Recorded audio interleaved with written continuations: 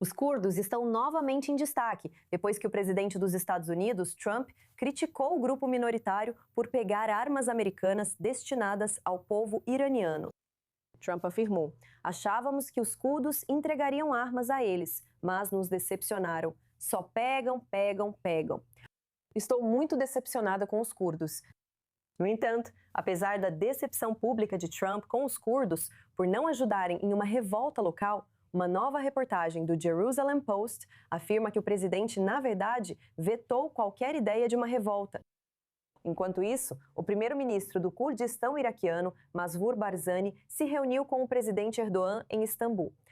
E vale lembrar que a relação da Turquia com os curdos é muito mais seletiva e estratégica do que costuma parecer. Para aprofundar o tema, recebemos Entifad Kambar, ex-porta-voz do vice-primeiro-ministro do Iraque e presidente do Conselho de Ação para a Proteção Curda em Washington. Entifad, o que você acha dessa contínua discussão pública do presidente Trump criticando os curdos? Como isso é visto entre os grupos curdos? Bem, Nicole, obrigado por trazer esse assunto tão importante. Acho que a I24 News em inglês seria o melhor lugar para abordar isso, porque vocês seguem a verdade e investigam tudo de forma neutra e justa. Moro aqui em Washington, você está a milhares de quilômetros em Israel e eu estou aqui em Washington. Nunca consegui entender para onde essas armas foram e para quem foram entregues. Quando ele diz armas entregues aos curdos, Nicole, é como dizer armas entregues aos árabes. Quais árabes? Qual país árabe? São curdos do Iraque. Eles estão xingando o Irã. No Iraque, há vários partidos curdos, incluindo pelo menos 2 principais. Existem vários partidos curdos iranianos que estão dentro do Iraque, têm bases dentro do Iraque. Seria mais útil se soubéssemos para quem foi entregue.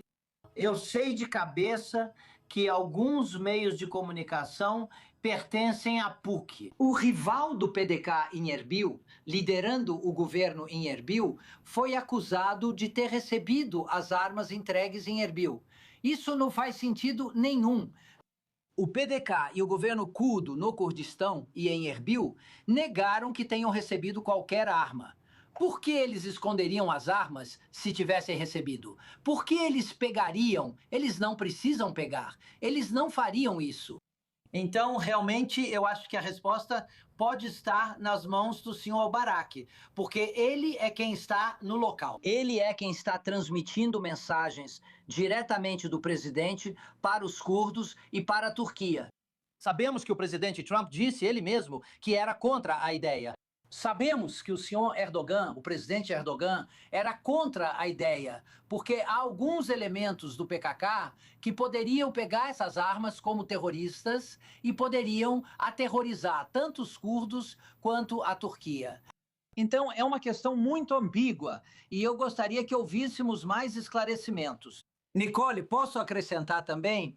O correspondente curdo em Washington, o correspondente da mídia curda em Washington, perguntou ao secretário Rubio sobre as armas. E o secretário Rubio deu uma resposta que não foi resposta. Ele não especificou.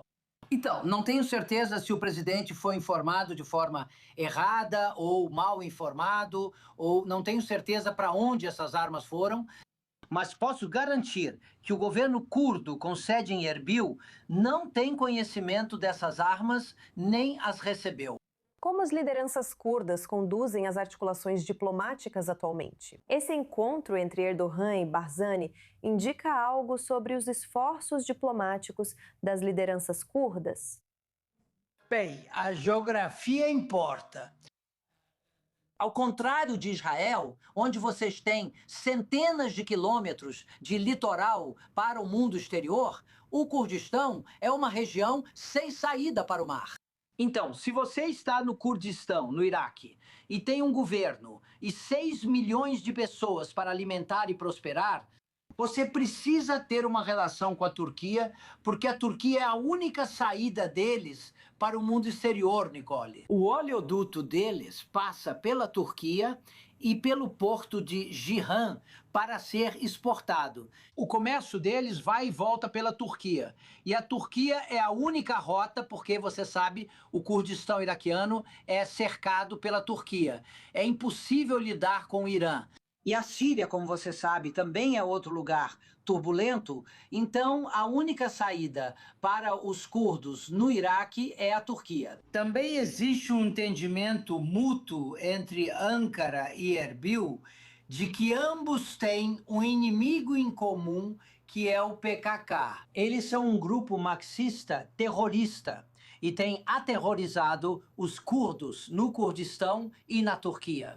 Então, existem pontos em comum, apesar de provavelmente haver algumas diferenças históricas, mas existem pontos em comum, e eu sinceramente elogio a diplomacia magistral dos Barzanis, na qual eles conseguiram administrar esse relacionamento crítico com a Turquia, de uma forma que serve ao seu próprio povo.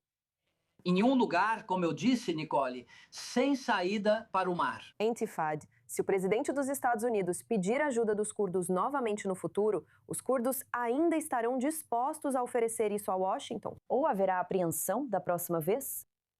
Bem, Nicole, deixe-me explicar isso para você. Essa é uma excelente pergunta. O governo do Kurdistão não são rebeldes nas montanhas. Agora eles são um governo semi-soberano. Você não pode simplesmente pegar o telefone e ligar para qualquer governo do mundo, incluindo o governo de Israel ou qualquer outro governo do mundo, e pedir para eles entrarem em uma briga. Eles têm centenas de milhas de fronteira com o Irã e não têm nem defesa contra drones ou mísseis. Eles não têm nenhuma defesa aérea. Então, o governo do Kurdistão precisa agir com muito cuidado em relação a esse assunto, porque eles já foram o lugar mais bombardeado por milícias iraquianas, grupos ligados ao Irã e pelo próprio Irã. Mais de 800 ataques até agora ao Kurdistão. Também devo dizer que somos gratos aos Estados Unidos e ao presidente Trump por defenderem o Kurdistão com seus F-16, com seus mísseis de defesa aérea. Mas sem a defesa dos americanos, os curdos não têm nenhum poder para se defender dos ataques do Irã.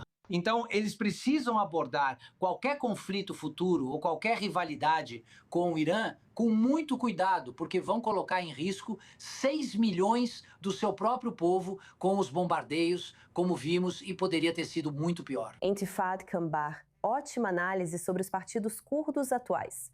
Obrigada por participar hoje na i24 News English. Obrigado.